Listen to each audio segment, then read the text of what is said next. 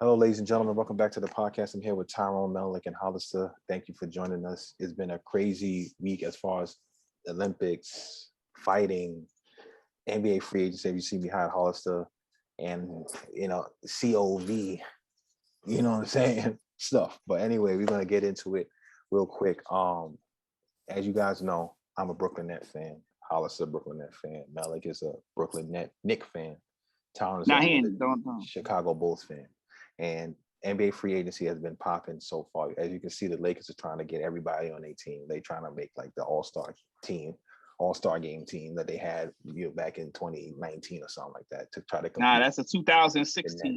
You know what I'm saying? That team is crazy. So anyway, I did send an invite out to the house to Lucas and Aubrey. They were guests on our podcast months ago. But if they could join it, they'll join. We'll get their opinion. But right now, we're going to take it from there. So what do you guys think about that? Go ahead, fellas, man. What's up? We could start off with the obvious. Let's start off with the obvious. The Russell Westbrook trade. That was the first. That was the first domino to fall, man. Like, what y'all think about Russ? I mean, I think, and I'm just gonna say my quick piece, and y'all can jump in there. I think the Russ signing was crazy to me. I think that even though he's a great player, and I'm not taking nothing away from him, I don't see how this is going to work with LeBron and them yet. Because even though LeBron does have great leadership skills, he has a way of gelling the guys. This is not the all-star game where everybody just be chilling. You know what I'm saying? Russ is the alpha. LeBron's the alpha. All these guys like that, and he has a very strong personality. And in order for Russ to be effective, he needs to have the ball in his hands. And so does LeBron. I'm pretty sure Russ is not going to be a catch and shoot type of guy waiting to catch the ball. Now, granted, LeBron does have experience playing with a point guard who needed the ball in his hands, i.e. Kyrie Irving. But Kyrie Irving and Russell Westbrook are a little bit two different kind of athletes and two different type of personalities. So for me, it looks good on paper. I'm happy for Russ to be able to play in his hometown and do his thing. But at the end of the day, I'm not quite sure how this is going to work. And you know what I'm saying? It's still no match for the Brooklyn Nets. So whoever else want to jump in there and take that, go ahead. I don't think it's going to work. Like I like Russ, don't get me wrong, but he's a ball dominant guy. And I could already see it. Him and LeBron's going to butt heads, like, especially when it come down to the end of the game. And Frank Vogel, he's not really a great coach. And how he going to manage all four of these guys behind him? One second. I thought they fired Frank. They didn't fire Frank Vogel? No. He's still there? Yeah. Oh, I thought he got fired. My bad. Go ahead. Yeah, I don't think he's gonna be able to manage all four of them, like LeBron, Melo, Russ, and AD now too. Like, and then the rest of the roster, all those older guys they signed, Dwight Howard. Like, they only got 4 guys in their 20s on that roster. Everybody else is 30 plus. Like this, like Marcus Gasol, like he's washed up. Like a lot of those guys is washed. Frank Vogel, he got a tough job coming ahead of him, and then on top of that, they got to worry about all the other teams in the West: Denver, Utah, Phoenix, Golden State coming back. Clay gonna be back, so they gonna be aiming to try to get back to the finals. The Clippers you gotta worry about. There's a lot of teams they gotta worry about. Like you said, Mike, it looks good on paper, but they gotta play and practice and see how that goes. But when it comes down to crucial moments, it's gonna be very pivotal. Yeah, I agree. Yeah. So yeah, just to like go off of what you guys are saying. So yeah, I was shocked. I was not expecting this. I was like, what, really? Like, just to see that move being made and how it's going to come together, I think is to be seen. I think it can work. I don't think it's a given. Like it's just everything is going to easily fall into place. Like you said, LeBron, I feel like might be able to get Westbrook to buy in to some extent, but Westbrook also is just that kind of guy where when he in his headspace or when the game and he just got his adrenaline flowing, like he just be doing what he be doing. I mean, he did show he could play off the ball a little bit in Houston when he was playing with James Harden. And LeBron did somewhat like, he played with Kyrie, even though there's different skill sets. Kyrie a shooter and a scorer, like arguably the best finisher. So it's definitely different skill sets. But the other key thing too, AD, like I like AD. He's one of my favorite players. He's an immense talent, generational talent, but the guy, he get hurt all the time. Like that, the bubble year was like that anomaly, and you saw it, he was able to take it far, but it's like he just always getting hurt. So they gotta hope he stay healthy. I think getting Melo I'm happy to see that. Granted, I'm going with Brooklyn still, like Michael said, and I want them to win too, like whatever. But I mean, I would like to see Melo get a ring, but not like he shouldn't have. You know what I'm saying? He should have came to Brooklyn or something. But I think it should be interesting to see. I know they also picked up Malik Monk, I think they said, and I think they trying to fill out the roster. Ellington could shoot, so they need to definitely get more shooters for sure, because they need spacing with those guys.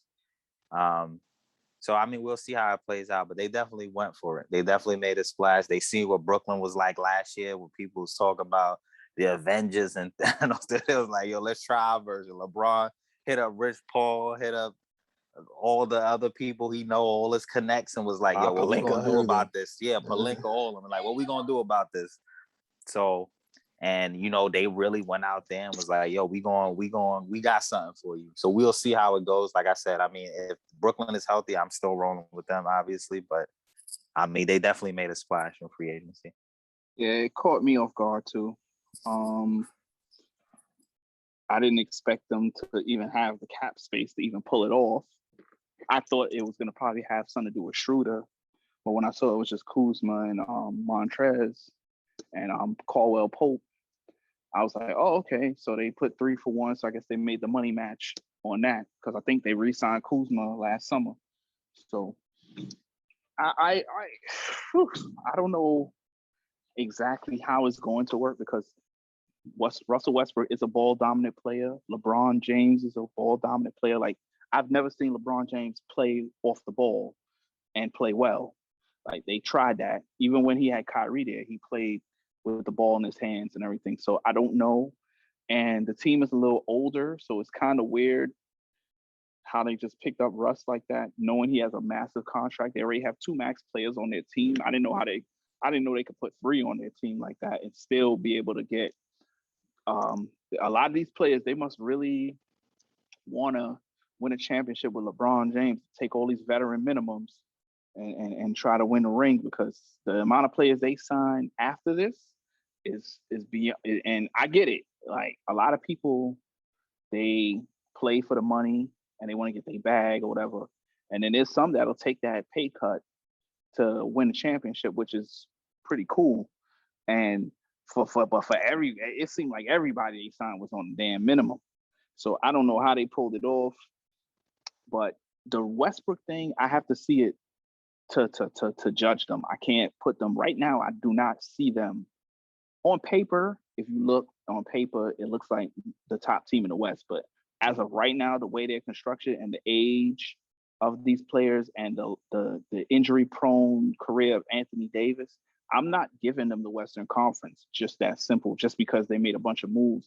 Even Carmelo Anthony, I know we haven't gotten into all the free agent moves yet, but certain things I'll save that for when we talk about them. But as far as just like having Westbrook puts up a lot of great triple-double numbers in the regular season, but when them playoffs come, he shrinks and he's bad, real bad in the playoffs. So let's see how that goes, because him and LeBron James together, I honestly don't know how that's going to work. Yeah, I agree 100%, man. Just real quick to take a quick second. You see the wave spinning. I just want y'all to notice that. See the wave spinning 360. But anyway, I agree 100% with the Russell Westbrook thing. It's like, look, I like him as a player. I think he's a great player, but there's a reason why some other elite player, which to me right now, I'm not just saying this because Kevin Durant is on the Brooklyn Nets. Kevin Durant to me right now, even in his Olympic play, even his play throughout the playoffs, is the best player in the NBA right now. Coming off that Achilles injury, still being dominant, still putting up these numbers, still that dude at that size, and he's starting to really pick up a little bit on his defense. I mean, you have to tip your hat to him. Like, people are forgetting, like, LeBron is 37 years old, going to be 38 next year, God willing. He is an older gentleman. Yes, he has found ways to beat Father Time, you know what I'm saying, whatever. But at the end of the day, he's still 38 years old. Anthony Davis, a lot of people make the jokes, he's Mr. Glass from that movie, Unbreakable. Like, everything you touch him, he break it. You know what I'm saying? Like, they make the joke about that. I've seen the memes when he was hurt. Carmelo Anthony, he's still serviceable. He's still good, but he's not that dominant Denver Nuggets, New York Knicks, Carmelo Anthony. He's not that guy anymore. Maybe LeBron, playing with LeBron, giving some more enthusiasm, he may be getting a better rhythm. I don't know. Even Russell Westbrook, to a certain degree, after he got that knee injury from your boy Pat Beverly, he's been getting hurt a lot more consistently. You know what I'm saying? So to me, you just don't know. And this goes back to that long conversation. That's what I was bringing up in our little group chat about chemistry, because last year when I was saying like the Brooklyn Nets have enough chemistry because of practice time and playing with each other, even though KD didn't play that first initial year, I'm pretty sure he's with the team, learning the sets, talking to the guy, building a rapport, playing on that level behind the scenes. And I felt that their chemistry is a lot better. People say, oh, you're going to say that because blah, blah, blah. We got the Lakers, yada, yada. Now the Lakers have big cogs in their team now. You have Carmelo Anthony, which I'm pretty sure they're going to probably be starting. And you have Russell Westbrook, who's definitely going to be started.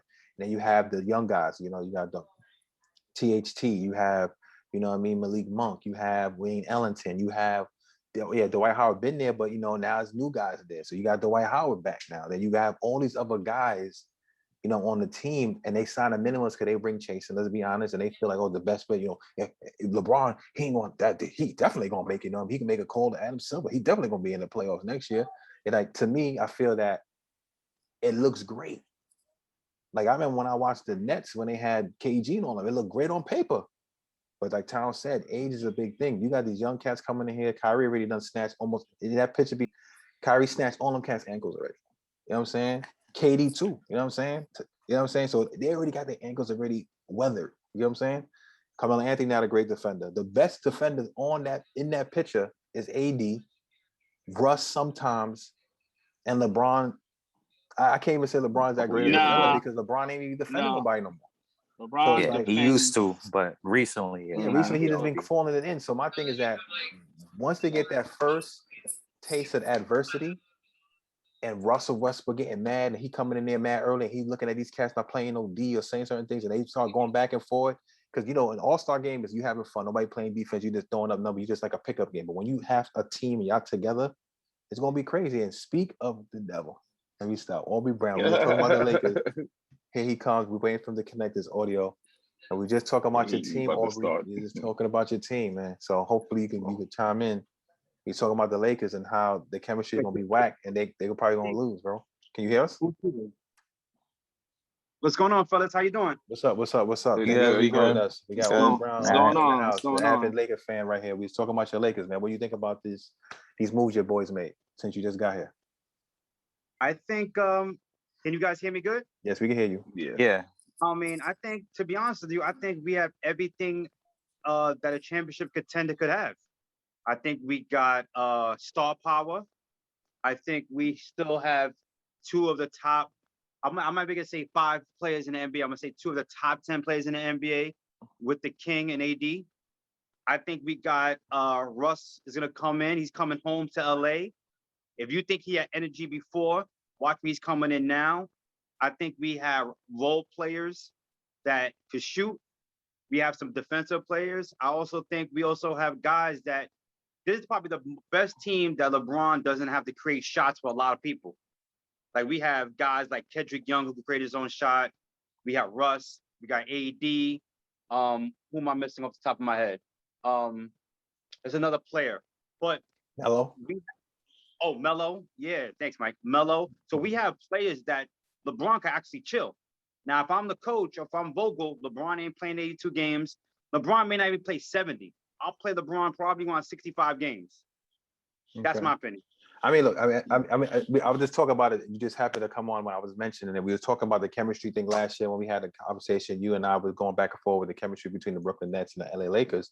And I'm saying, like, what you was telling me last year is pretty much what's going on this year. You have major cogs, as you see behind Hollister. I'm pretty sure that's going to be your starting 4 with maybe the Howard at the 5, right? Those are 2 new guys. 3. I'm not going to say 3 because Howard was there, but these 2 new guys who will be playing with LeBron, and especially Russell Westbrook, who is effective with the ball in his hand. So I'm trying. I know Russell Westbrook's not going to be a catch and shoot guy. He's not going to stand in the corner letting LeBron James dictate the thing. And I know LeBron has some experience playing with Kyrie. I feel that this is something that it could work, but we need to see it, and that's why I feel that it might not be as smooth as you think. And I think they might have to play LeBron a lot more because at the same time, in order to build that chemistry, especially for the players to go against the other guys in the West, especially when they come back healthy as well, I don't know if it's going to be an easier role. You have a lot of inexperienced young guys on that team. Yes, your core is solid, but I don't know. I really don't know. You know, I mean, we already know they don't got nothing for Brooklyn, but I'm talking about just the West. It's like that's gonna be a tough out for y'all. So I'm just trying to figure that out. Oh yeah. I want to hear this. I want to hear y'all too. Go ahead. Anytime you get so many new players on one team, chemistry is going to take time. We're not going to 82-0. When you're a championship contender, you play for the chip.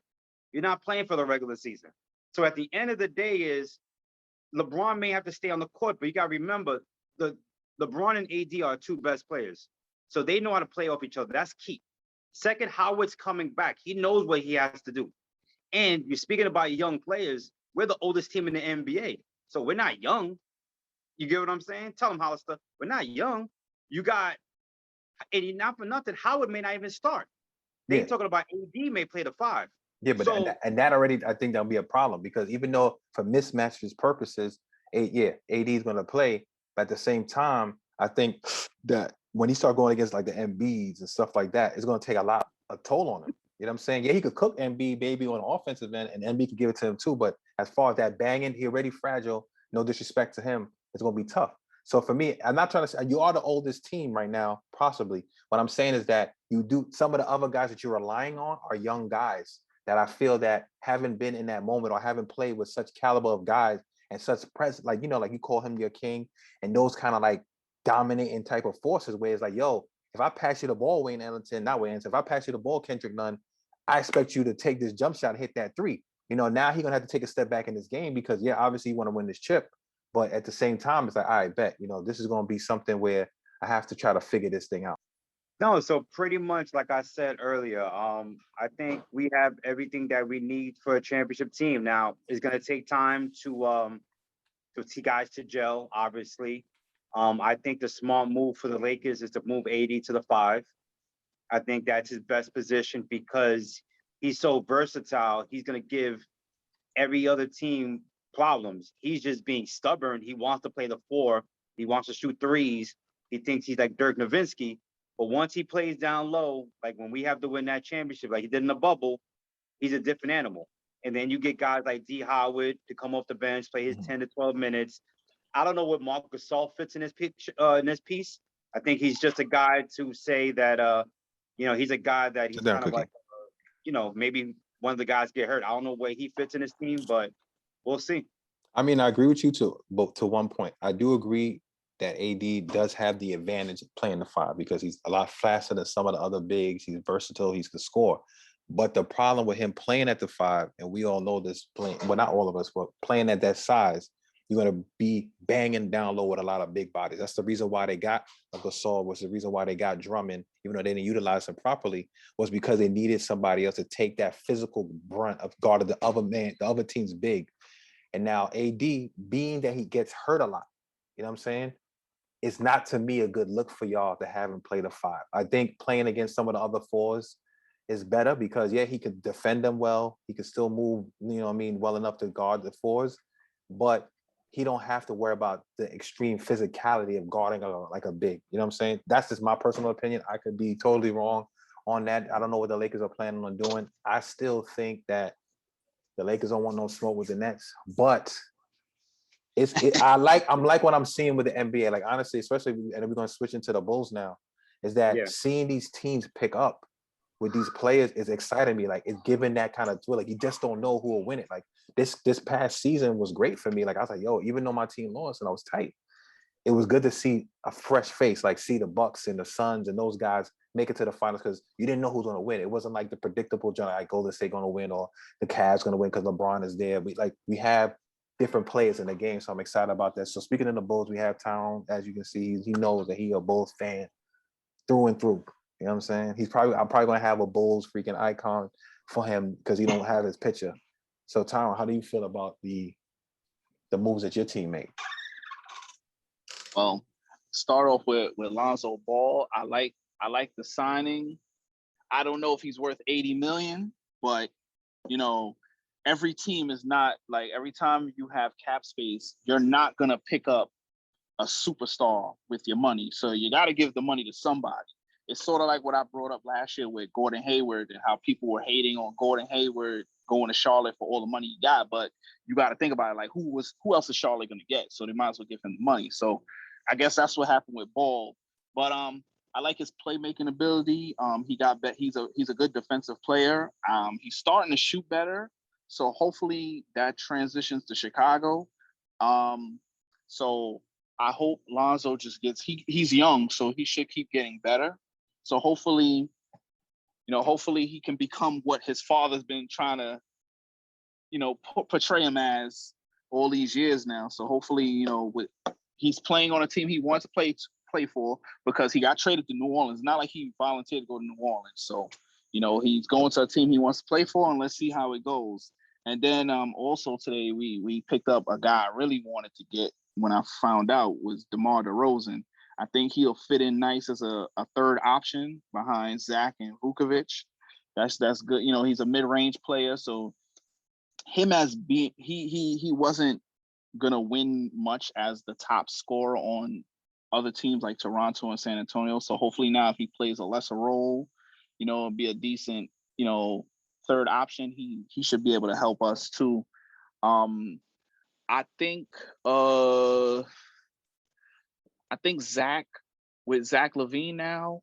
I think Zach LaVine, the only thing that's left with him is he needs to get better defensively.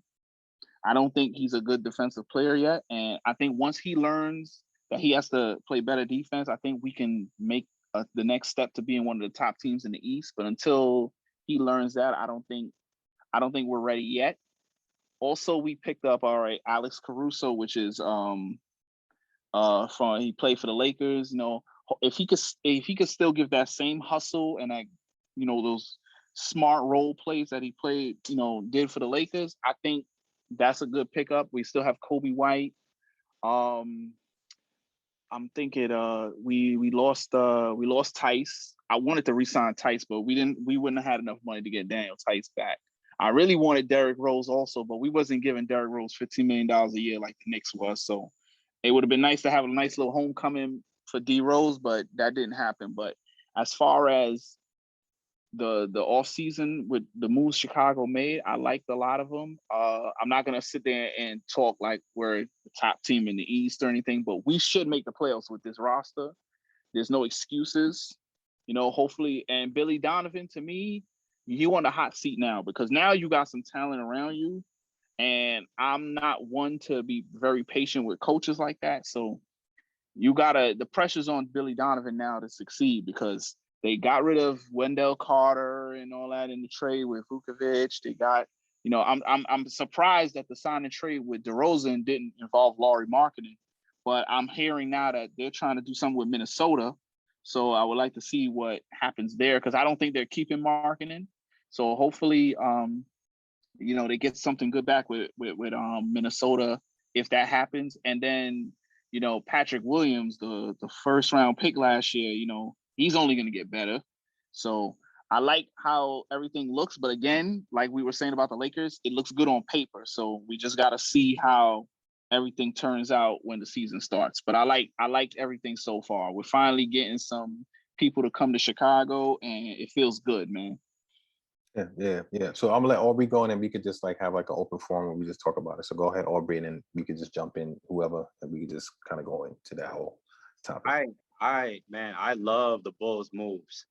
But the question I want to throw out to you guys is Zach LaVine that guy? Like, is he really that guy? Like, think about it. Like, Zach LaVine, a lot of talent. And if you've been following the NBA, you've had a lot of guys like this that play well, put up big stats on bad teams. Uh-huh. But is Zach LaVine that brother to say, hey, he's the number one guy? Is he willing, and I was talking to you earlier about this, but is he willing to give up some of his stats to make that better? Right. Is Lonzo, the reason why Lonzo didn't work in LA is because he needs the ball in his hands. If he doesn't have the ball in his hands, he's kind of like, okay, yeah, now he got a little jump shot. His jump shot has gone better. I give him credit for that. But what makes Lonzo so good, or his potential so high, he needs to control the ball. He needs to point out. He needs to dish. Now, that's good for an explosive guy like Zach LaVine, who could jump out of this world, right? He could just run the lanes and catch alley-oops. and you have a very one of the best big men in the NBA with I'm gonna mess up his name. You know, guys, I always mess up his name. Vukovic, man, you had him on your fantasy team. What's wrong? He's always on my fantasy, but I always mess up. You guys have he's a good big, right? Yeah. And so you guys, to me, fall into that top 5, top 6 in the Eastern Conference. Yeah. I think you guys are maybe a shade. Well, you're not better than the Bucks, Brooklyn, and whatever. But I think you guys fall into the shade of like the Miami era, like the Miami team. Right. Right. But my thing is Zach that guy? So I'm gonna throw that to you guys. Is Zach that guy to say, hey, he's my number one? Yeah, I'm gonna go ahead, Tom. Go ahead. This is your team. Go ahead. No, I was gonna say it's like I said a little while ago. If he gets better defensively, he can be. But you're right. He does have to sacrifice, and he's talked a lot about he want to win now, and that's why the Bulls made that move on the deadline to get Vukovic. So he's talking. Listen, I want to win, and winning means you got to sacrifice your numbers. So I agree with you. We got to find out, but we do got to find out. It's easy to talk it, but we got to see now. Are you going to sacrifice your numbers, drop like 3-4 points a game, even 5 points a game to win? Because, you know, a guy like DeMar DeRozan, he's going to get his. Vukovic got to get his double-doubles. So, Zach, you can't average 27 a game no more. So, let's see. But I agree with you. I agree with your question. I agree with what you're trying to say. Like, can he? And I don't know yet because he said he is, but we gotta. It's like I just said a little while ago. We gotta see it to believe it. But yeah. I believe he does. I believe he does. I agree. I do think that he wants to be that. As far as like to Aubrey's point, is he yet? I don't know yet. Like Aubrey said, like but the Bulls wasn't really that great. They had gotten better throughout the years, and he's been putting up these crazy numbers. But he's like part of this new era cats that only focus on like offense and not really the other side of the ball. And Lonzo does help them defensively because now Lonzo could guard their best player on the opposite team and give him time to use up his energy on offense. I mean, I do think this Olympic rub playing against like some of these other championship caliber guys and that experience, not trying to say he doesn't have experience, will help Zach LaVine be more, both sides of the ball, be more focused on both sides of the ball, really try to make an effort on defense as opposed to just only doing offense. To your point, Taryn, I do agree that if he does pick up, because he's athletic enough to play defense, if he can get his defense up, he could be a nice two-way guy on the team, like a next level star and a guy you could build your franchise around. I do think that the Bulls made a lot of these moves because they really do want to keep him and they want to keep their young assets. I thought picking up Lonzo Ball was huge for the Bulls. I mean, I was surprised. I do like Lonzo. Yeah, I picked him the first year he got drafted in my fantasy. I thought he had a couple of games, a couple of flashes when he played for LA, like Aubrey said, but he needs the ball to be effective. Lonzo's a playmaker at heart first. He's not a scorer first. He's not a catch and shoot guy. His shot was terrible when he first came in the league. He's gotten a lot better. I do feel bad for Zion and the Pelicans, but hey, you win some, you lose some.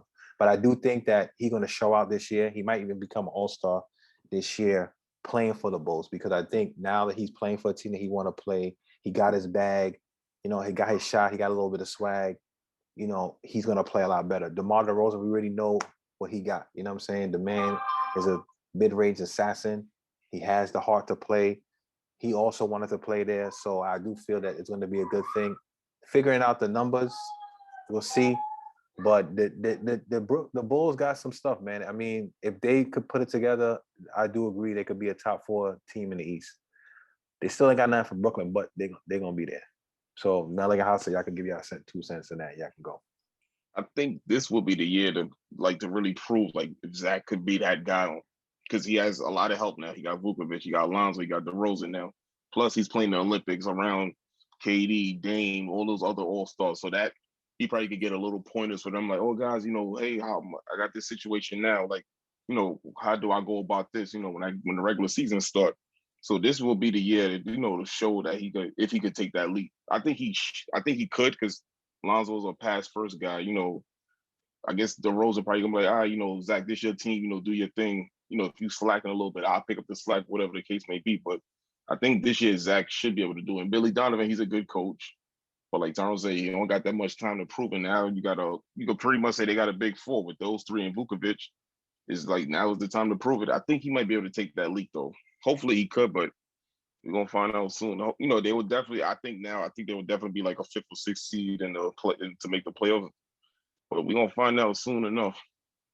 Yeah, I mean, similar to what all you guys are saying, I think it's to be seen. I think the potential is there, but we need to really see him play with a team where he has that other talent around him to see if his game is more about, you know, those individual stats and just offensively, and if he can mesh. I think also too with the guys that they have, how he plays with DeRozan, I think might be key because I could see him really, you know, he played pretty good with Vucevic throughout the other half of the season.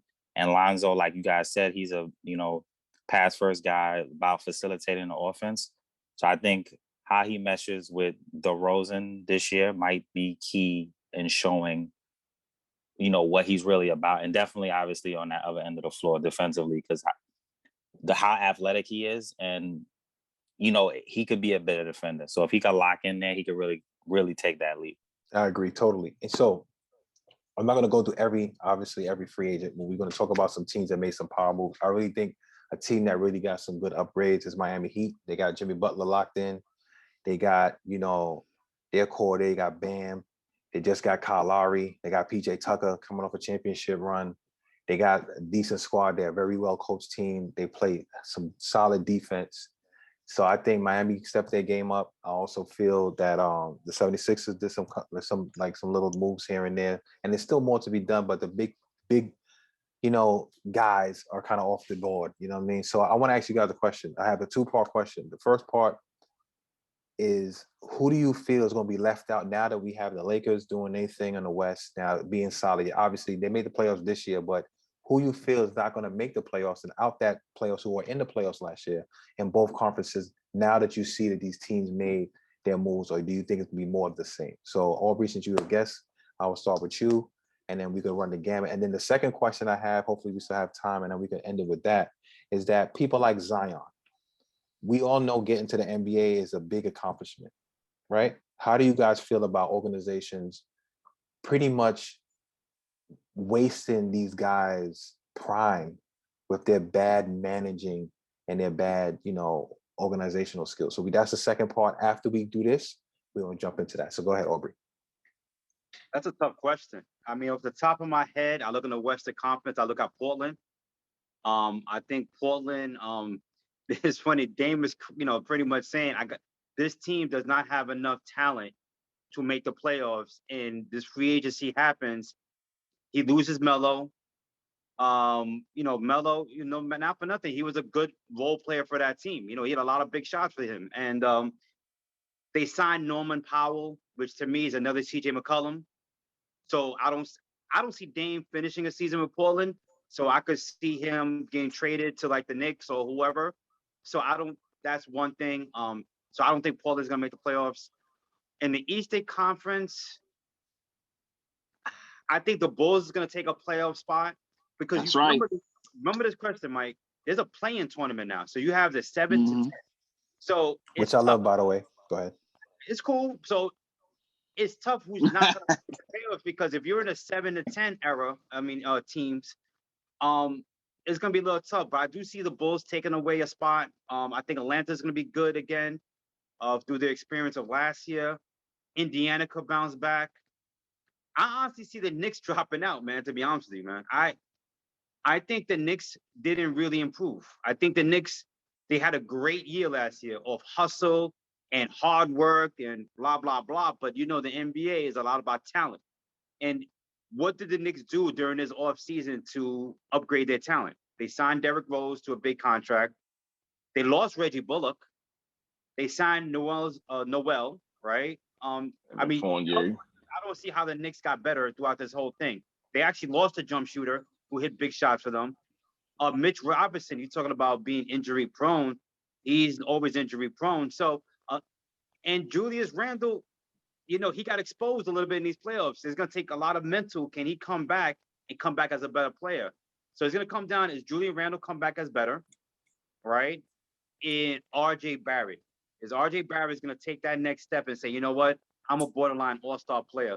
Because if they both don't do that, I could see the Knicks taking a dip. Okay. Mentally? Yeah, so Well, since he was speaking about the Knicks, I'll just talk a little bit about them. I do think they will still kind of maintain their spot. They might not be as high in the conference this year because, yeah, I mean, they didn't do too much. I'm sure they had dreams of some other players maybe coming along, and then there was that whole, thing talked about Lillard, which would have been a dream. But I think yeah, they did lose Bullock. I mean, keeping Noel, especially with Mitchell Robinson being kind of, injury prone, I think they kind of tried the whole pat where they kept kind of what they had and trying to build on it. I mean, Fournier helps a little bit with shooting and scoring, which they were exposed definitely, especially with Randall. And, if Barrett can improve his shooting some and also take another step, I think they could kind of hold pat or maybe get a little bit better. I think also Derrick Rose really started finding his place on the team, like toward the end of the season in the playoffs. Yes, he's not the Derrick Rose of old, but he's always played well with Thibodeau, and he's shown that he has adjusted his game some, realizing he's not the same kind of person or player. So I think they could still be in the playoff picture in the East. Just they might not be the 4th seed, but I feel like maybe, well, for a given, I don't think Washington, who made the playoffs last year, will probably be in it because I don't see them with a lot of the pieces off the board. I just don't really see them adding much for Bradley Beal. He's a talented player. He's going to get his. But so I feel like Washington will probably drop out on the East. Yeah. I mean, I'm sorry, Melvin, but when I answered that question, I was even thinking about I was thinking about like teams like in the middle, like Portland. Oh, okay, yeah. They were like in the middle of the Western Conference, and the Knicks, like you said, they were number 4th seed. I forgot they signed for Evan from Orlando. I forgot totally about him, but I look at it and we're all what Miami did. Milwaukee, they stayed packed. They signed, Portis, and they also picked up George Hill today, who's coming back. Yeah, they lost PJ Tucker. Miami got better. Chicago got way better. Brooklyn's Brooklyn. Philly is Philly. I mean, I think, to be honest with you, before Mike, you could pass it on. I think Dame ends up being a Knick before it's said and done. I think that's a really real quick, and then Tyler, you can go in town, and y'all can just jump in. But I really do agree with you, Aubrey. I think that Melo probably pulled the trigger not only to play with his boy and try to get a ring. Hopefully, but not hopefully, because I don't want them to be Nets. You get what I'm saying? Is that Dame is not staying? I think Dame, he figured that, and that's perfect. And we can talk about this hopefully in a later segment when we close up. Is why I feel by wasting talent. Dame is a talented guy. They try to build around him. The pieces were not enough. They've always been kind of like in that bottom echelon in the playoffs, or they'll make a good run and they'll get washed. And I feel that's where they're at. And to Malik's point and your point, I think the Knicks, if they do make the playoffs this year, it's going to be a play-in game scenario. I think the Knicks overachieved last year. They played hard. They played well. People were surprised. People just looked at the Knicks as an easy out, and then they came in and they played hard-nosed, old-school basketball. But the problem, like I was been saying, is like I like Julius Randle as a player, but he cannot be a number one. He is not a number one type of guy. Julius Randle is a nice third option, second option maybe, depending on the circumstances. Julius Randle is not the main guy. And a lot of times I felt that he was forcing it. And like Aubrey said, he got exposed in the playoffs, trying to force the issue, try to force things. And people just pretty much did what they did to Giannis a little bit. Build a wall, let him do his little fumbling, fight against 3 people, then he'll kick the ball out in bad passes and stuff like that. RJ Barrett, I think he's just going to have the traditional, route of being a decent NBA player, meaning that he's not going to be like a Zion who hit the floor running and killing. You know what I'm saying? He's going to be a guy that through the years is going to develop and get better. And I think his confidence needs to go up. I think playing in New York in that big market and having an expectation to be like this guy and all this stuff that was on him, I think that kind of messed him up a little bit. Plus, Randall being there kind of stunted his growth a little bit as well, in my opinion. But yeah, I do agree. I think the Bulls are going to take a jump. I think the Bulls will make the playoffs. The Raptors, I think they finish. And I think it's going to switch out between that. The Wizards, I don't know, man. They don't really have nothing. They might get Spencer Dinwiddie on a sign and trade. And I do hope that if they do a sign and trade, that we get Kyle Kuzma or Montrezl Harrell. Get one of those cats on our team. Whatever. But all right, so y'all can go ahead. Y'all can go ahead. I hope Kuz come. I want Kuz to play against so they can drop 40. That's just my personal feeling. You know what I'm saying? Yeah, I am mad that Brooklyn lost Jeff Green. Like, I get it, he had to get his money, but he really stepped up and performed, especially when Joe Harris wasn't performing. Them other people like Jeff Green really stepped up. So we re-signed Bruce Brown. Yeah, he could play defense, but what happened? He cost us a series. You know what I'm saying? Bruce Brown is definitely arguable. He gonna learn from it. You know what I'm saying? Hopefully they probably yoked him up in the locker room. So like, you ever seen that meme when they showed that kid, that stupid commercial, and the kid's like, "Coach, I did touch the ball," and he went and told the referee that he touched the ball, and like they switched the call, and then they cut it into like fight back, and they did like this gang beating up this other cat. It's like I hope they did the Bruce Brown, but yeah, Hollister, go real quick, and then we'll jump into the last final topic real quick. So go ahead. So with the East, I see Washington not making the playoffs. I see the Bulls taking that hike and Washington falling back. The Bulls, I think, honestly, so far they probably the winners of free agency right now, in my opinion. On the West, I will. That all of old guys they signed. Yeah, I'm talking about based on names. They look pretty damn good off names. But go ahead. I'm sorry. Yeah, on the West, I agree with Aubrey. I see Portland falling down, and I see Portland falling down in Golden State, taking that leap again, especially with a healthy Clay and everybody else. So I see Portland falling out and Golden State taking that hike. Yeah. In the Eastern Conference, I'll try to keep it short, but I know I'm not. But of course, I'm gonna pick my Bulls. We'll probably be a 5 or a 6 seed. We're not playing no playing. There ain't no playing with that talent on that team. I agree with y'all. The Wizards probably be the odd team out, or Charlotte. I don't know. Yeah, it depends. Depending on the Spencer Dinwiddie situation, I think the Wizards would be better if they got Dinwiddie than what they have now. So we'll see how that goes. But I'm gonna talk about. I'm gonna say that the Bulls will go in, and the Wizards will probably be that team that's out. In the Western Conference, a lot of you guys are talking about Portland, but you never know, because there's a rumor out there. It's not a big rumor. I heard it on a couple of like articles, but they might be trying to move McCollum, maybe even for Siakam. So if they could pull that off, that could probably help them a little bit. But the team, y'all might say I'm bugging. But the team I think in the Western Conference that got a shot to miss the playoffs is Dallas. That's the team that I don't really like. That team right now, I don't like them. They do nothing. Porzingis and Porzingis and Luka don't get along. And Porzingis is always hurt. They re-signed Tim Hardaway, but what else have they really done? And a lot of these teams in the West, I mean, you could say Portland, but I think if they could trade McCollum or even keep him, they're not that bad. It's just that in the playoffs is where they struggle. But as far as regular season, they'll be fine. Golden State is going to go up, and I think Memphis is going to get better. Like Ja Morant is just going to keep getting better and better and better. Like that Memphis team, they know what they're doing there. So I'm not taking them out of it. New Orleans, if they can get a playmaker.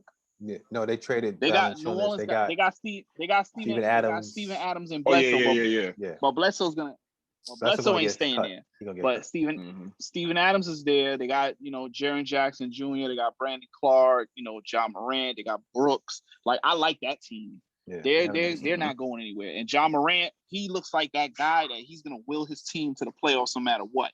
Yeah. So I see them staying. Golden State's gonna be back.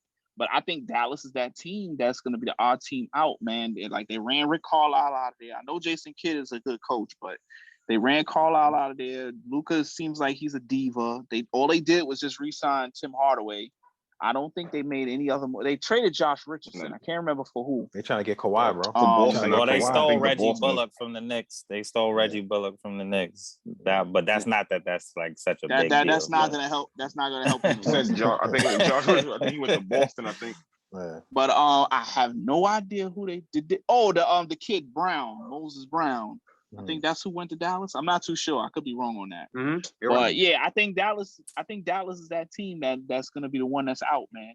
Unless some catastrophic injury happens to a superstar, they're going to be the team to me that will be out. Okay. I look at it, Ty, like, I'm sorry, Mike. I look at it, Ty, like, Dame is not coming into train. See, Dame is already when you're superstar, right? And Mike, I know you're gonna lead to this eventually, but I know what you're getting ready to when say. your superstar is in the Olympics and he's seeing all his guys that team around the game better, right? And he's looking like, oh, you got me Cody Zeller, all right. You got me this. You gave Norman Howard 90 mil. You let Melo walk. So he's coming into camp with a negative mind. You gotta understand, these guys want to win, right? Some of these guys want to win. They have ego. Luka is in the Olympics, killing it, 17-0 with his national team. He's never lost a international game with his team.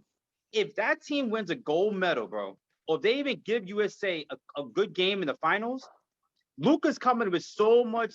We thought his confidence was big before. Watch now. That dude is going to put that team on that back. I don't see Dallas slipping. I see Portland. I just see Portland. I just think you got to break up CJ and Dame. It's proven. Nah, I agree with that. They cannot win together. CJ came and played with the King. If that week, he would have been fine. But them two together, so I think Dame is easier to go. And you just hope you pick up a lot of, start fresh. Blow up that team. Throw Dame somewhere. Get some picks. Hopefully maybe send him. And the thing about it is the only thing with like Ben Simmons, right? Going from Philly to Portland. But Ben Simmons has such a terrible playoffs, nobody wants him. Nah, nobody wants that. So Dame can't that go to contract Philly. he got. I'm sorry? The Forget about his contract. contract. Forget about his contract. They want too much. His damn skills, man. I think people will take a chance on Ben Simmons. The problem is that the Philadelphia 76ers, they want too much of them. People don't. It's like going to a dealership. They want 4 It's a used car. They want this money for you. They wanted the Warriors. They wanted the Warriors to give up Wiseman, Wiggins, and 4 picks. They wasn't doing that. So you want the Warriors to trade Wiggins and them so they can have Draymond Green and Ben Simmons on the same team? Yeah. You have to. I'm pretty sure if Draymond was in the deal instead of Wiggins, they would have done it. Yeah. I think they would have done it if it was Draymond instead of Wiggins, because you can't have Draymond and Ben Simmons on the same team. They can't play on the same team. They're the same player. Yeah. They can't shoot, but they're good defensive players. My thing is that you want to kind of hold on to Draymond, because Draymond is like that guy. Even though you don't need him. No, hear me out. I'm talking about as far as like that guy, like that kind of glue guy there, right? Nah. Also, speaking of what Aubrey's saying, because we're going to try to do this. I mean, we're going to have to do another session, but yeah, that whole thing of wasting talent, like what Aubrey's saying, it's like I was thinking that same thing. Imagine Dame, like they playing again, they just won against Spain, and like, yeah, man, that was a great game. And they looking at the news popping on, like, yo, Nets like, oh, we keeping our guys, oh, we got this person, and like Portland's like, yo, Dame, what you got on Portland? He's like, Zeller, yeah, Melo leaving, Melo left. Oh my God, Melo said he's gonna stay. He gone. It's like, yo, and Dame's like, nah, I'm done. Dame time. It's time for me to go. You know what I'm saying? And it's like, to me, yeah, but where you talent. Going? No, but that's what I'm trying to say. I don't think the Knicks got the package to get him, and it has to have Barrett and Mitchell Robinson in it. Yeah, but if they're not, you think they're not gonna get that up? They'll give that up in a heartbeat for Dame. The New York Knicks, you got to give up more than that. Yeah, but Portland might want more. Yeah, but I don't think they gotta have more. Yeah, they gotta give up more. I think they might want more, but I think what they might do, because of the fact that his loyalty, and I'm just speaking hypothetically, that they might consider that, and maybe a pick or something like that. But then you look at somebody like a Zion, right? Zion, I ain't gonna hold you, man. Like I thought when he was killing in high school, but Aubrey and I made jokes about this. Like you look at him, he looked like a freaking high school player playing against 5th graders back then. But then in college, he was killing in college. I was like, he played against guys around his size. And when he got in the NBA, my man was doing his thing despite some of the injuries. You look at that situation over there, there's a lot of young, gifted players. Now, granted, like I said, coming to the NBA is a great opportunity. Only a selected few make it. Thank God you're making money to take care of your family. But it comes to a point where it's like, do these guys need to stay obligated to these teams? Now, I'm old-fashioned. I do believe some of the time level of loyalty when an organization is competent. Like you look at the Bucks, Giannis rewarded their loyalty by winning the championship, but they did the right things to keep their player, right? The Nets did some good stuff, right, to build up a culture. The Lakers have that foundation, right? Certain teams kept that foundation, but then you got other teams like the Pelicans. They're going to lose Zion Williamson. They say, yo, keep Lonzo. They even match the offer sheet. They're like, yo, let Lonzo go. We don't want to deal with his pops. We don't like to want to be here. Get him out of here. It's like they don't bring nobody back. They don't have nobody. Hey, Devontae Graham, all right, cool. That's all right. But then what?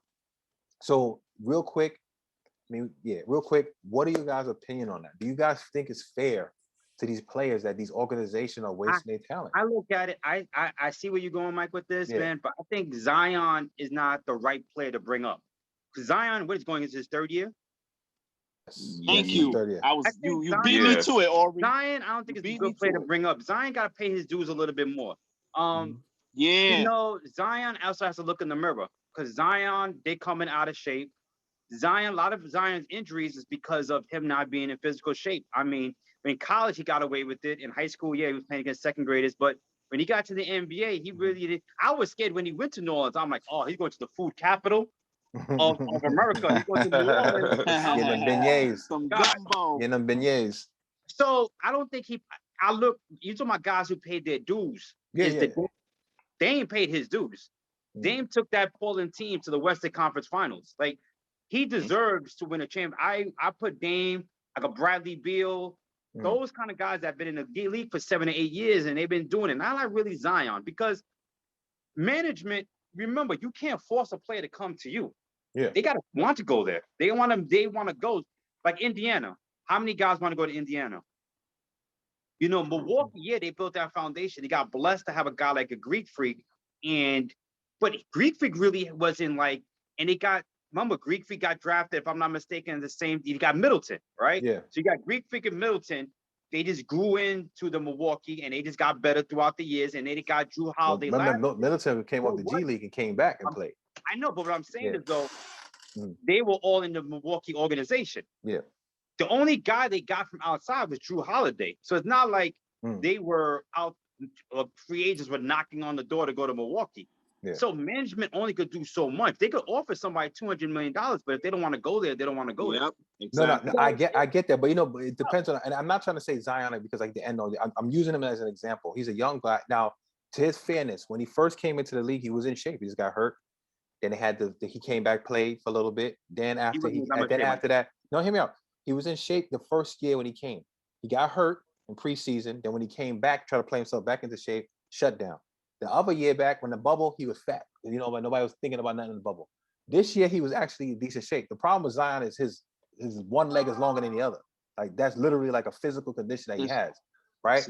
But at the same time, I say all that to say is that, to me, when you have a young, talented guy, a lot of times these organizations, it's like almost like a freak show. Like, oh, come see Zion Williamson and the Pelicans play. And that's it. They don't even care about trying to build. Like, my thing is like, look, some players, if I look at like Zach LaVine, I think Zach LaVine is nice. I could see myself playing with this cat.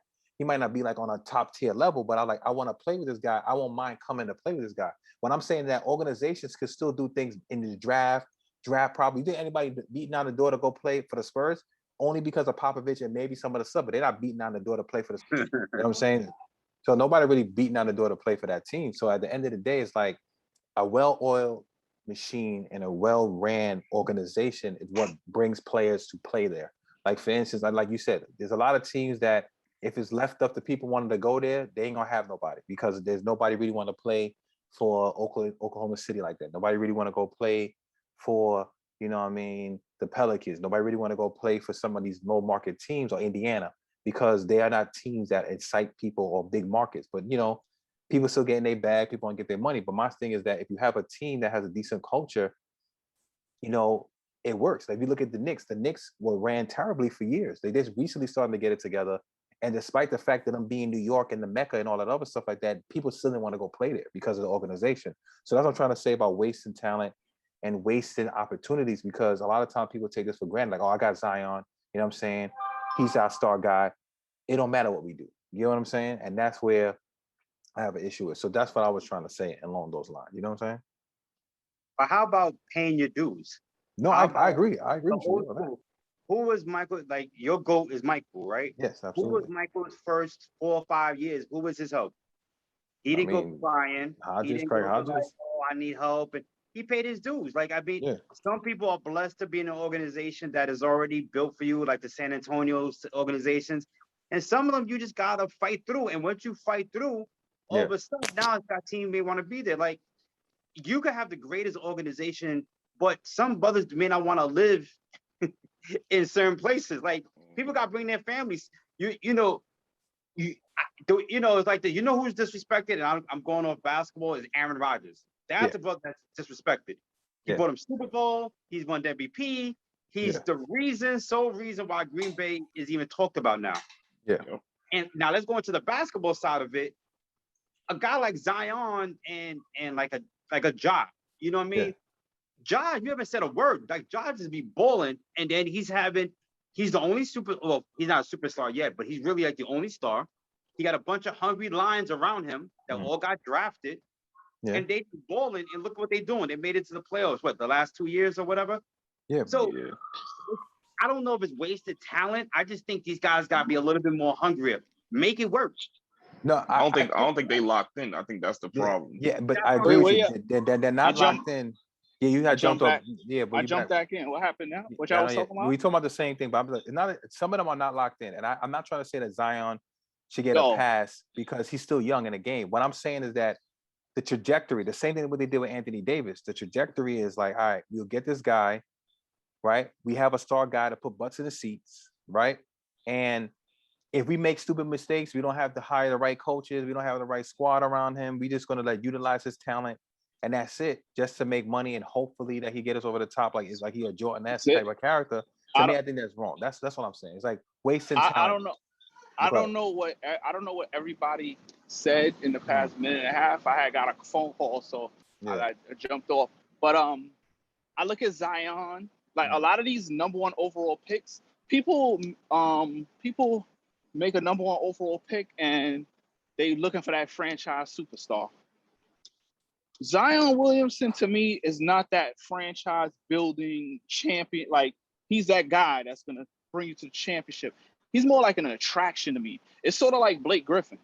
He's like Blake Griffin. When Blake Griffin was drafted, Blake Griffin's an attraction. But you didn't look at Blake Griffin and was like, yeah, this guy is bringing us to the title. Like Anthony Davis, you think Anthony Davis was. LeBron James, Shaquille O'Neal, David Robinson. Like those guys are guys you look at and you're like, this team, these guys as number one overall picks, they could bring us a title. I look at Zion in that Blake Griffin kind of category where they're just an attraction. He's played 3 years and he hasn't shown me in those 3 years that he is that guy that's gonna one day lead his team to a championship. I mean, I don't know about all that, man. I watched this kid play, man. This cat there's a couple of games where the team was losing and nobody had an answer. He put that team in his back defensively and offensively and carried them. Now, I'm not you gotta bring it every night. No, that's what I'm trying to say. But you only can do what you can't based on coaching too. So I like, unfortunately, another coach. I was gonna say though too, yeah. That great with injuries. Yeah, go ahead. The coaching. I was gonna say with some of the injuries, the coaching, even when they were like limiting his minutes that other year when he came back and injuries, I think he hasn't really been able to fully showcase himself because. Like I said, I get where both of y'all are coming from, and I think he's on that borderline where he could be a Blake Griffin and he could be a Shaq. Because when he's actually played, not exactly, he definitely hasn't been as dominant as Shaq, but numbers-wise, like some of his scoring and rebounding and efficiency numbers, like dominating in the paint, things like that, have been comparable to like early Shaq before he took that step when he got to the Lakers and just was like the most dominant force in basketball. So yeah, right now I don't think he's fully shown it, but I think he can go either way. He just also needs to, like Aubrey was speaking to before, like and he has done some stuff with that, like making sure he's in shape, taking care of himself and figuring out whatever he has to figure out so he can stay on the court. But and yeah, just to speak to also the with people's primes and things like that, I think like I understand the point that of paying dues as well. But also too, you got to look at the organization overall, because sometimes certain organizations, they show you that they're not willing. Like some teams will be like, yo, could we bring back, not that this example was a little different, but like with the Bucks, right? I think the main reason why they didn't bring back PJ Tucker was because of money, right? Now, some teams might have been like, yo, we running it back. For sure, he was a key piece. Even if we got to go into luxury tax a certain amount, we going to run it back. Or I guess a better example is like, the Bulls and the Jordan era, like toward the end of it, like how could you not want to keep that together? Like I know it was not just money, it was other factors, but like the relationships with the coach and other little things, but like like sometimes you get teams where Jordan, the greatest of all time, right? And what he did for y'all in that organization and how he was dominating is like, you do whatever you can. And Jordan had paid his dues at that point. It's like, when you look at something like The Last Dance, the kind of disrespect for like that team and that run, that dynasty they had. So I think sometimes you get examples like that where it's a little more blatant that the team is wasting, players' prime, or where they could kind of sometimes be too cheap, or they just like, oh, you got to work extra hard and figure it out. Like the Bucks did try to do right by Giannis. They didn't get to make a super big splash, but they got good pieces. They was like, all right, we get Drew Holiday, who's somebody who could help with some of Giannis's weaknesses. They kept Middleton because he was important to Giannis, right? And they were able to grow together, learn to play together. So it's a tricky thing sometimes to see exactly how certain organizations might do it. But I do think it's important when you have generational talent, certain talent, to try and do that. And Dame is putting his dues. And Portland has tried on some level. I just felt like we got to try to make the CJ and Dame thing work. So they tried to put pieces around that when they could have made maybe a bigger splash that had a bigger impact on them getting over the hump. But they have had some decent teams. They made it to a Western Conference Finals that one year. And I mean, they went to a Game 7 against a pretty, MVP like level, Luka and things like that. So, I mean, yeah, I think it's just that balance. But yeah. No, Nick, I think you made a great point. But this is what I got to say with that. It's a two-way street. PJ Tucker, literally like 2 weeks ago, was drinking champagne in a parade, right? Yeah. And going crazy, right? Yeah, I seen it. Yeah. One is Chip. If you would have told me 2 weeks from now he's gonna sign for $10 million for 2 years to go to Miami, I'm like, damn, bro, you just literally just 2 weeks ago, you had a chance to run it back, but yeah, about their money. So you see, when I grew up, it was guys. It was trying to win first. Now these guys trying to get their money, and I'm not going to get somebody trying to get their money. But you can't blame the organization about that. Because sometimes, look at the Lakers. We got a couple of players. Kendrick Nunn got offered more money to go play somewhere else. He said, nah, I want to go to LA. He wants, like DeMar DeRozan, if we didn't get Russ, he wanted to come to LA for a huge bargain, right? Yeah. Because some guys they're like, okay, listen, I'm rich. I want to try to win this chip. But PJ Tucker literally was 2 weeks ago. I'm like, this guy, the Bucks, he fits in perfect. He's there. Yeah. And this dude literally 2 weeks later is going to your conference rival in the Miami Heat, who just knocked out Greek Freak 2 years ago. Yeah, you got to get them sneakers. How is that a Milwaukee fault? That's not I hear you, because some of that is on the players too. Yeah. So it's hard if you, like you said, if you don't have the buy-in from the other pieces. It's like, what can they really do if they they can't pay PJ Tucker $20 million a year after giving Giannis 220, and he knows it. Yeah, so it's like, if he really, so it's that balance, of figuring that out. But that's true. So I understand that. But it is a business. It is a two-way street. But at the end of the day, it's like, we just said that cats play they do. PJ Tucker been in the league for a minute, paid his dues, right? The man got to get his money too. So at the end of the day, he's a champion now. He said, I got the ring. Yes, I would love to run it back. You say he's a role player, but he'd be like, look, same thing what Ray Allen did at Turncoat. It's like, look, I got to get the money, right? Yo, you got to let that go. I got to get the money. I got to get the money, right, for my services. Because, like, honestly, like, we already know you're an injury away from not being an NBA at all. PJ Tucker has a certain set of skills. He can make a shot when he counts. He defends well, whatever. So he has to utilize. You know what I'm saying? Yeah, he got a pitbull mentality. You got to pay that to a certain extent. My thing is that, yes, on that case, that's kind of like a slight pass. But there's other opportunities where, like, look at freaking OKC. You had 3 MVPs on your team. Now, yes, they became MVPs later on down the line. You because you didn't want to pay Ibaka. Now you kept Ibaka because you didn't want to pay James Harden or keep him. You blow up a team because a lot of times these organizations feel like, you know what? The same thing with Jerry Krause and the Bulls. It's like, look, it's not the player that wins the championship, it's an organization. So they'll go out here, do all these extra things with numbers and do this other crazy things and not really value the asset that they have. It's a partnership, yes, but you also have to help that team, that person. And one thing I want to cut you off because I want Hollister to go. one thing I want you to remember: this is not baseball. It's a salary cap. Of So course. James Harden, Russell Westbrook, and KD was not going to work because eventually they needed that money. I remember that one time they asked James Harden a question. I think it was after one of the playoff games when he was in OKC about the money. Everybody knew Harden was going to go. First of all, Harden was giving up his talent. You talk about wasted talent, right? Yeah. He was playing. He knew I'm better. I should be doing more, but I'm settling for the team. And then when his contract came up, he had to make the best business decision for himself. Plus, he became what James Harden is today. Yeah. So at the end of the day, you got to look at all that. It's hard to say, okay, I got 40 million, and like Ty kept saying to me in the chat. The Lakers got AD making 40, 35 million. Russ is making 40. LeBron's making 40. But guess what we do? You got role players that are willing to sacrifice their salary to win a championship to come to LA. That's the difference. We got to be signing guys for $1.5 million, 2 million.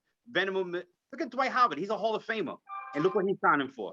Yeah. You get what I'm trying to say? It's like they sacrifice for they want a ring on their finger. And that's why it's at. Go ahead, Hollister. Yeah, I used to follow OKC back in the day because KD been my favorite player for a long time. The owner, I forgot his name. He's very cheap. They always say they want to stay under the Larry.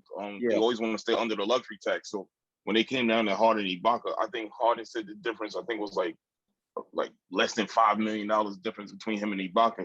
So that's why they had to break up the whole team. And look how that ended up turning out for them. They just paid what's his name SGA 5 years, $100 and something million, but they ain't pick up nobody else. Million. And no free agents want to go there. Yeah, and they got picks and So stuff. like it's just crazy, man. Like you said, Hollister, man, it's just crazy to me. And it is a two-way street, but that's a lot of problem. The owners, like look at Pat Riley. Everybody want to play with Miami. Pat Riley. Yeah. Like what's the name? Jeannie Buss. People don't mind going there. They have that mentality. Yo, come here. All right. Yeah. They know they'll build around you to win. These other owners, they're like, all right, they scared. Like the Nets owner, he don't mind paying the luxury tax. Yeah, he don't care. Just spend the money. Yeah. I'm a Mets fan. I'm a Mets fan living in New York City with Yankees. Yankees will throw out $1 billion for an athlete, and we're scared to pay any money. Like at the end of the day but this is what happens. Owners want the cake and eat it too. You get what I'm saying? So, the Knicks have the money, but there's also a salary cap. You get what I'm saying? They spend the money stupidly. Like I totally agree about the salary. I totally agree about the salary cap. My thing is that you are going to have what you can have. You only can pick from what you have and out the basket. So I understand all of that. I already understand that, like you said, it's going to be that way.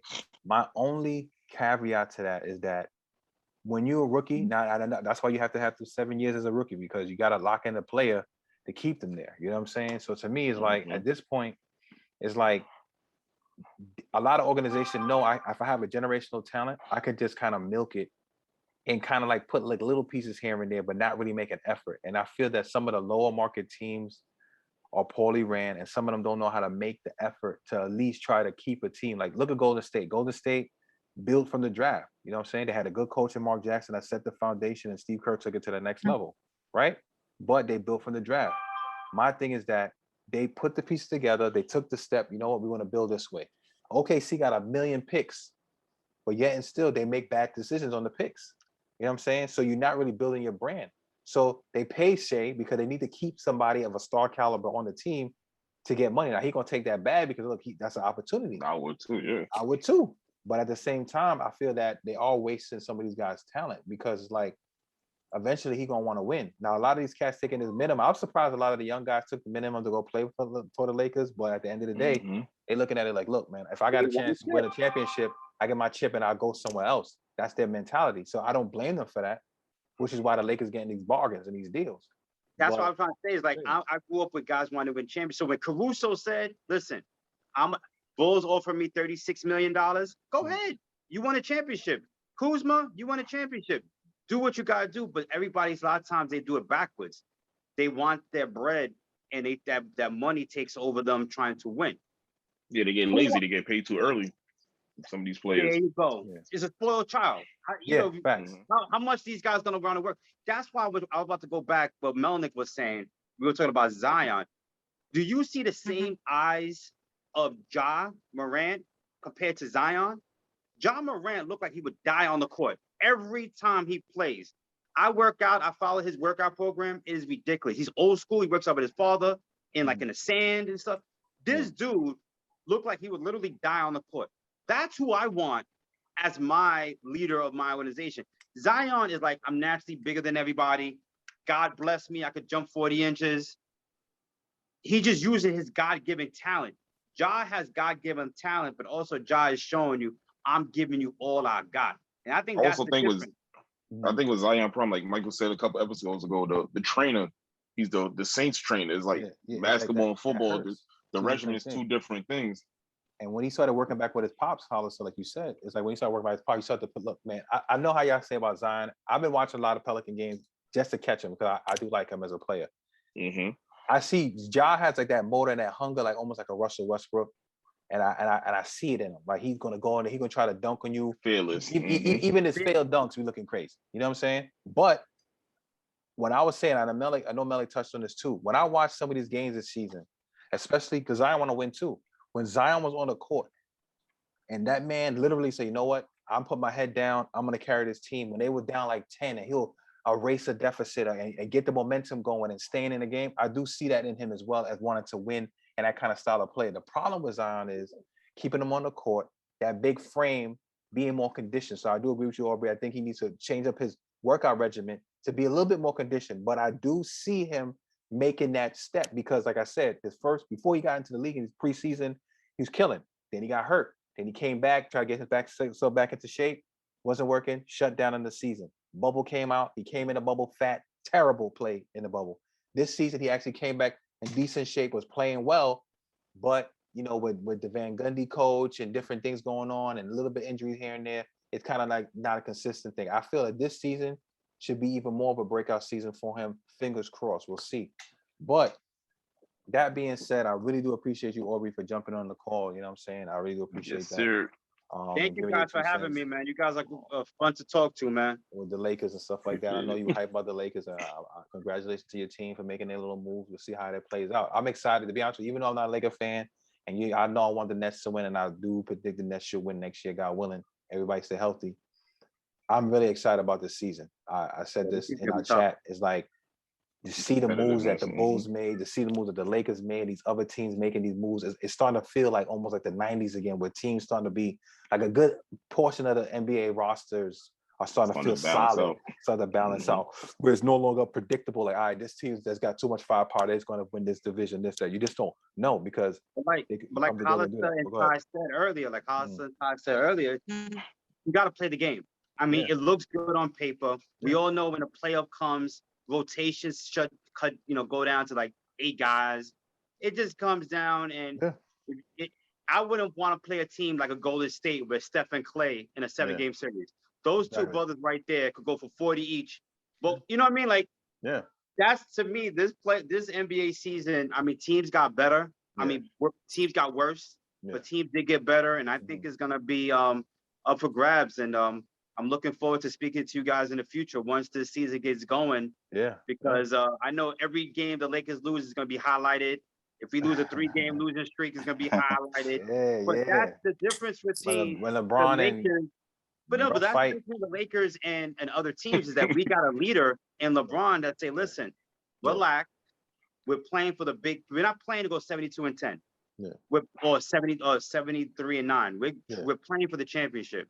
A lot of teams don't have that. A lot of teams, if they go a 3-game losing streak, guys are calling each other out, subliminals in the social media. Stuff to the media. You know what I mean? To the media.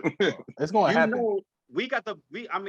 I think I could honestly say we got the best leader in basketball on my team. Chris Paul is, but I will say that LeBron, that's the one thing I was saying to JC. Chris Paul. Chris Paul.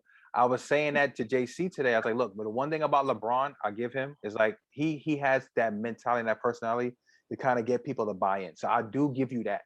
You know what I'm saying? I'm not going to take that away from LeBron. So that's the only reason why I have. Come on, look, Chris Paul went to teams. Every team he went to, they were successful. You got to give the man. How many rings Chris Paul got? He got 0. He got 0 rings. What? How many he made the team better. How many talented teams did Chris Paul play with? Not to the level of LeBron's talent. LeBron, look at the LeBron squad got right now. LeBron got the freaking Come on. Voltron right now, son. You think It's those- crazy, you bro. think You got the those Power Rangers Clippers- on the side, bro. Going back, The I Power think Rangers. those Clippers with Blake Griffin, Yeah. DeAndre Jordan, with Blake Griffin was Blake Griffin, Mhm. DeAndre Jordan, JJ Redick, Lou Mhm. Williams, and all them dudes. Big baby. You know, big. You think them teams were not nice? Then he goes to Houston Mhm. when he got Harden, Capella, and all them dudes. Mhm. I give you credit. He does make the teams better. Yeah. But Chris Paul, but his big problem is he may be a very great leader, but he's very stubborn. Yeah. He wants to do things his way. LeBron is So to me, he trips over his own feet. In my opinion, No, you're right. But LeBron is also stubborn. And let's be honest. Mhm. LeBron had Kyrie, Kevin Love, and some other pieces on there, right? All right. LeBron had D Wade, you know what I'm saying? Chris Bosh and other pieces. So LeBron had better situations than Chris Paul. Now, Chris Paul, you're right, he's stubborn, and LeBron could actually influence the game on a more physical standpoint, whereas Chris Paul influences the game with his skill set as well as, you know, getting other people involved. So I'm not taking that away. The reason I gave him that buff as far as Chris Paul, because every team he touched, they became playoff contenders, right? Not saying that LeBron can't do that either. every but team that LeBron touched, they won a chip. I mean, eventually it'll win a chip, but that's when they get mad at Cleveland, players. Like I said, they Miami, forming freaking. Lakers. If people talking about the Nets last year was the Avengers and LeBron fan, I was like, what the heck is going on here? LeBron got the freaking Marvel Cinematic Universe on his squad right now, son. Like, you know what I'm saying? Like that's what they got going on. I don't agree with it. I don't like this all. Let's all bunch up. That's why I love Kobe era and I love the Michael era. I love guys that said, nah, I don't want to play with you. That's why I respect Greek Freak. Greek Freak said, I don't want to join y'all. I'll beat y'all. That's why his championship to me means so much. That's why Dirk Nowitzki's championship to me means so much. I give them two brothers so much credit. Now I'm gonna take it if we win the championship, right? I'm gonna take it, but I put levels to it. Yeah, I put levels to it. Championship. I respect that trade. Honestly, I was saying that to them when we talked on the podcast last time. Like the Giannis thing, I felt good from him because I like Drew Holiday, I like Giannis, and I felt like, yo, he did it, and I said the right way, and I know people might look at it like, we mean the right way, but I mean that he stuck to his guns, he stayed with the team that drafted him, and he grew there. He started as averaging 6 points a game, barely getting minutes, to being an MVP, defensive player, all that other stuff like that, and being a champion, the Finals MVP, and that man wanted it. Like that man made them free throws, he put in that work to win the championship, and whatever he did, what he did, and he won. You know what I'm saying? Even though he beat my team, they cheated, but they won. But at the end of the day, like Aubrey said, I give him a lot of credit. Now the super team things, all right, you know, if the Brooklyn Nets win, I'm taking that championship. I'll be down there praying Biggie and all that with them in the parade. I'm gonna take it. Out of work, go to that parade. But I'm saying that to me is like looking from the Giannis perspective, staying with the team that got you. That's gonna always hold a little bit more juice than the other stuff with these other guys joining the team and becoming super friends and Justice Leagues and Avengers and all that other stuff like that. But yes, again, I want to thank Aubrey for joining us. Menelik, Hollister Town, he got disconnected. I want to thank you guys for watching the podcast. Please like, comment, share, and subscribe to the channel. It really does help the channel grow. We're trying to grow the platform. And, you know, let us know if other topics you'd like to talk about. I mean, we might join another podcast on Saturday, the UFC fight, as well as the Olympics are wrapping up. I want to talk about Simone Biles and this whole stigma about these black athletes. Black women especially talking about, you know, the mental health and people like criticizing them for that because they're athletes. But anyway, again, thanks again for watching. Enjoy the rest of your day and evening. And God bless.